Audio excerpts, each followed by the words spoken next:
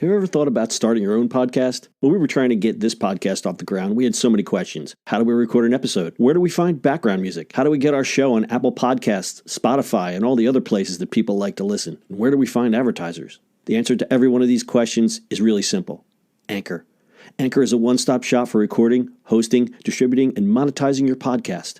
And best of all, it's 100% free and 100% ridiculously easy to use. Anchor makes it simple to get up and running. You can upload and schedule your podcast ahead of time. It publishes to all the major podcast platforms. You can easily check your stats. I could go on, but instead, why don't you go and get started?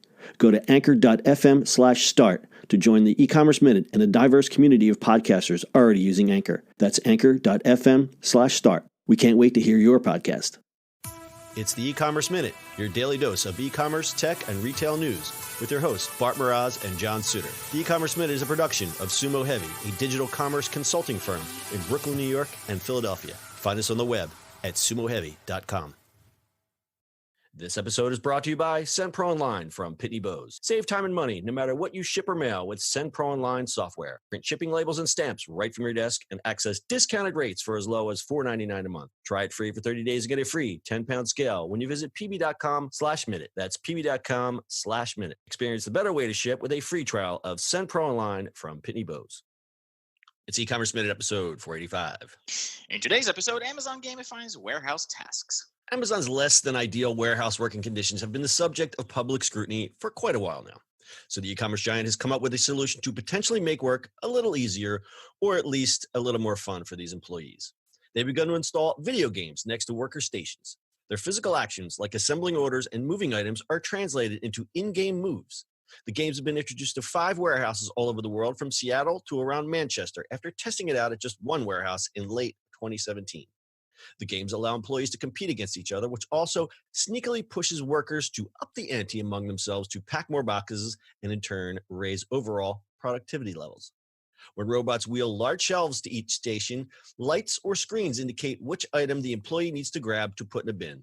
The game then registers the completion of the task, tracked by scanning devices, and can then put individuals, teams, or entire floors against each other to compete to be the fastest or most efficient. Mission Racer, Picks in Space, Dragon Duel, and Castle Crafter are a few of the new games. The simple graphics are similar to early Nintendo games from the 90s. In the Dragon game, employees are rewarded 16 points for each product they pick, and players can see how they rank against others playing the game, but they're on the leaderboard anonymously. Amazon said they will not monitor game results or penalize workers for not participating, but the employees are tracked for speed and efficiency, and if they underperform, they can be fired or reassigned. However, employees are rewarded with points, badges, and other prizes for good performance. One warehouse rewards high performance with internal currency called swag bucks, which can be exchanged for Amazon-branded swag. Only time can tell whether or not the gamification of warehouse jobs will hold greater impacts on the future of doing tedious and mundane tasks. So it sounds like fun, but it also sounds pretty awful. I don't know what your take is on this. I have no idea. Let's gamify all this stuff. I don't understand. Well, it's okay. So on the one hand, if you choose to work in a warehouse, why not make it fun? But I can see that Amazon isn't exactly going, how can we make their lives better? It's like, how can we make them work faster and make them think they're having fun? So, John, you mean to tell me that they're not doing what we used to do at warehouses? Just kick things around and throw things Just and push them around. No? And well, what I used to do when I worked at Toys R Us, we had our stock room was upstairs. So what you could do, it was so packed, you could build little forts. Now, of course, I was a young kid at the time, but we would build forts and hang out.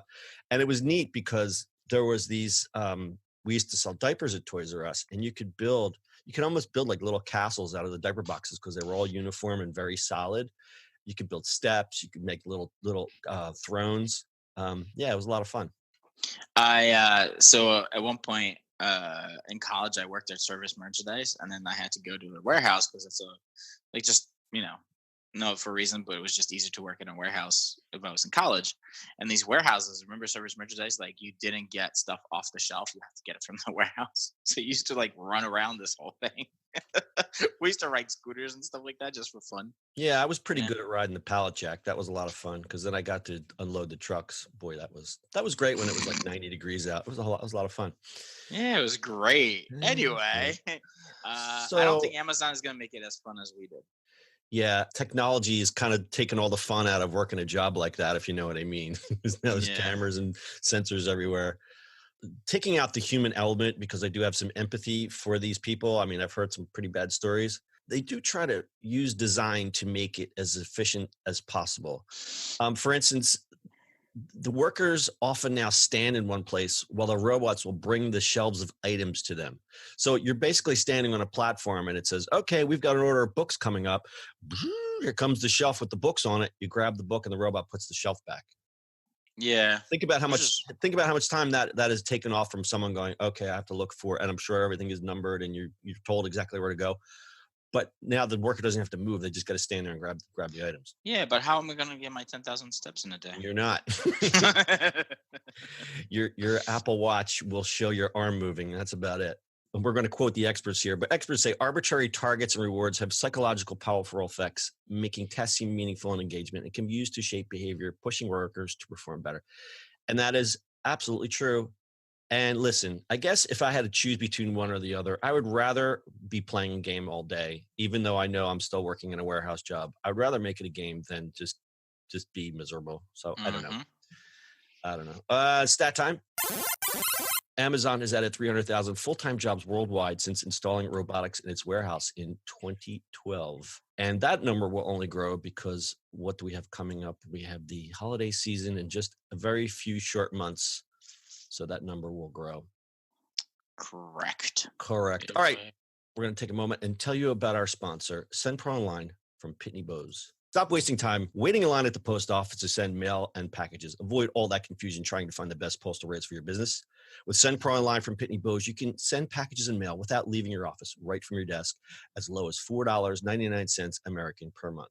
You'll save time and money no matter what you send, from letters to packages to overnights and the F's and B's. Starts only at $4.99 a month, and you can print shipping labels and stamps right from your own printer. Easily compare rates using the online software. Gain access to special USPS savings for letters and priority mail shipping. Plus, you can track all of your shipments and get email notifications when they've arrived. And for being a loyal e-commerce minute listener, you'll receive a free 30-day trial to get started. And as an added bonus, you'll receive a free 10-pound scale shipped right to your door to help you accurately weigh your packages. So go to pb.com/minute to access this special offer and get a free 30-day trial plus a free 10-pound scale to get started. That's pb.com/minute. Experience the better way to ship with a free trial of SendPro Online from Pitney Bowes. So any closing thoughts? Robots are taking over. Yeah, we always say that. And then we go, nah, not really. But I think this is one of them where they're going to keep the people in there as long as possible and try to let them have a little fun before the robot takes their jobs. I think that might happen, sir. Because they have these productivity quotas and things that they have to meet. I'll leave you with one final fact. One survey from workers' rights platform Organized found that 74% of warehouse workers avoided going to the toilet for fear of missing productivity goals. Amazon has increased output requirements for its employees from 100 to nearly 400. I don't know what that metric is, 100 items or 400 items. I don't know what that is. But one factory worker reported that in order to win a race car game, she recently picked, it's items per hour. One factory worker reported that in order to win a race car game, she recently picked nearly 500 items in an hour. And what did she get? She got an Amazon sweatshirt for her troubles. All right. Anything else? That's it, my friend. All right. That's your e-commerce minute for today. We'll see you on the internet tomorrow.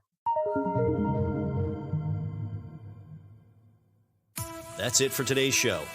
If you like the show, do us a favor and subscribe or leave us a review on iTunes.